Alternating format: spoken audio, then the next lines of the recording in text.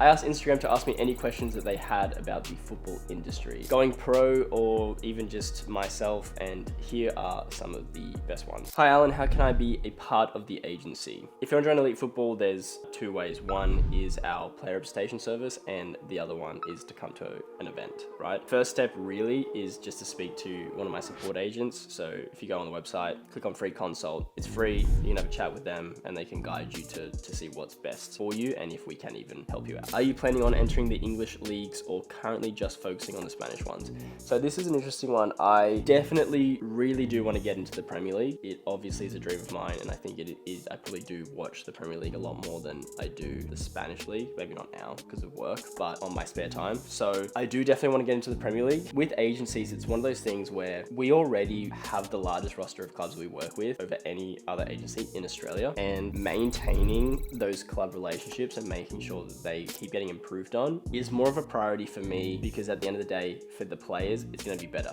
The stronger we are with certain clubs, the better it's going to be for every player that I send to those clubs, right? And so while I would love to just pick like a few different clubs in different countries and whatever, I think there definitely is a lot of merit niching down and focusing in that I think a lot of people don't value. But for sure, as the team gets bigger, as I get more people to help me out and with the agency, I'm so sure that we will be making a gap into the UK market for sure. What does it look like when you signed contract about the financial? I think you mean just financially, what does it look like? Look, this really depends on the contract. It really depends if you're going from an amateur to a pro, if you're going from an amateur to like a scholarship based contract. I have videos on this. I actually just made a video recently that I'll pop up here that goes through what to expect with your first contract. So I'd just say go watch that one. How do I improve my juggling? I can't juggle without it bouncing once. How do I juggle continuously? Skill issue? No, I'm just kidding. Look, I don't know, but practice makes perfect, right? Focus. So many people with whatever they're doing in life just aren't focused enough on the task that they're doing. I know people that will work or they'll do an assignment or something and they'll have like a TV show playing in the background, or they'll have like their phone scrolling through TikToks or whatever, and they sort of trying to stimulate their brain with all these different things. Shut that like off. Like you need to focus on the one task that you're doing, and it might be hard, especially with like the TikTok brain generation, but you need to just get it done. Even if you're playing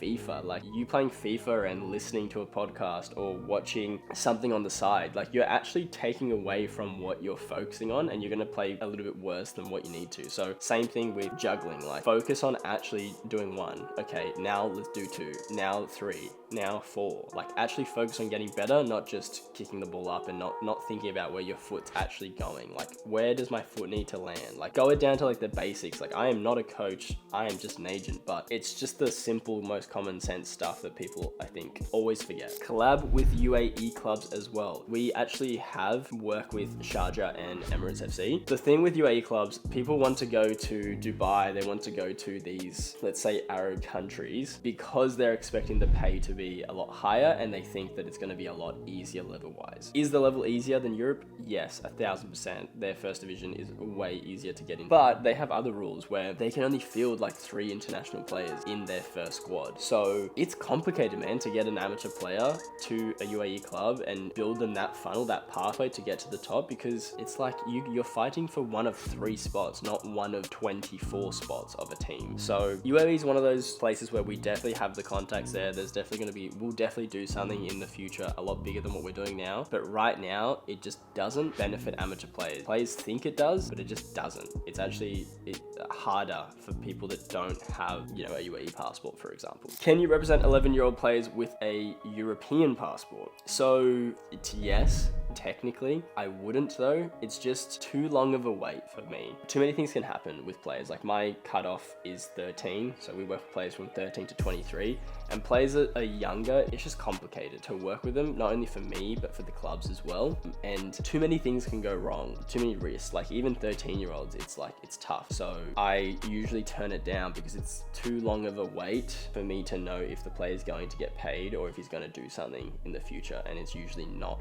worth my time time, it would mean that I'd have to up my fees for it to be worth it. And then it's too long. It's just not what I like. And I would always pass those players off and just explain to them what they need to do by themselves before coming to work with an agent, because otherwise you just waste your money and your time. How do I know when the right time is to go overseas? You don't. There is no way for you to know when the right time is. You know, you can always look at little things, watch some of my videos, and I explain like pros of going overseas when you're 16 or under. You know, if you can go overseas before you're 18, then you're competing with youth, you're not competing with men. But if you go when you're 18, then it's actually easier for a club to sign you with a contract if you don't have a European passport. So there's always going to be pros and cons regardless of the age.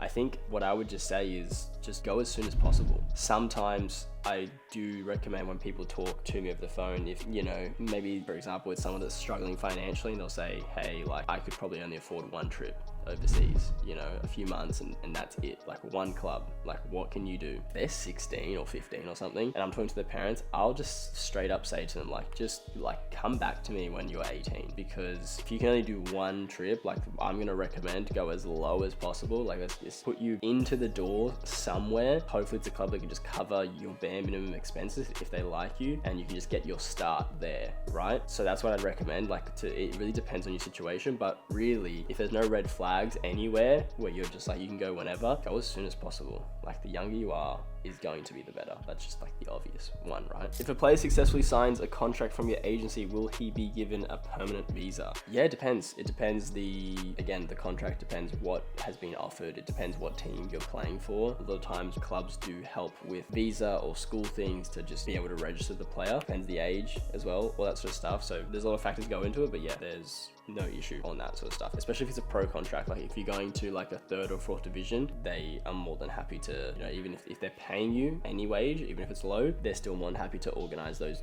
visa payments. With that pro contract, it's super easy to get you on. Favorite successful signing story? This is tough. Yeah, it's tough. I definitely do have a few, and I'm not going to say because I don't want anyone else to feel bad, so I'm going to ignore that question. What are the most important things to know before trialing overseas? Good question. Damn, you guys have done pretty good with these questions. I should have read them earlier.